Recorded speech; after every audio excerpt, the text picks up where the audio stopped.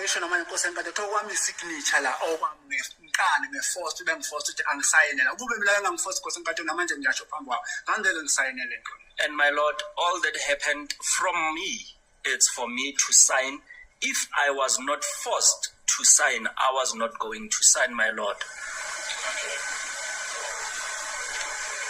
Seeking the truth, what else has done to you? Uthe ufakwe uplastiki wachupiwa yini enye into ebakwenze yona? Nkosi enkantolo ngathi mangifaka uplastic la bengibambe ngapha ngizama ukuphunyuka ngede bayangibamba straight bangipressa so.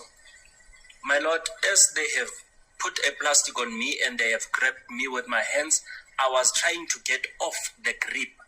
Ingakho nje ngaqala mangingena lapha eboxing ngitshela Nkosi enkantolo lento eyenzeka kimi angimfisele omunye umuntu ihlungu manje enhlizweni yami. And my Lord, that is why even when I started testifying, I said, what happened to me, I would not wish that it happened to anyone. That thing is painful. And that is why I even uttered the words that may God bless them.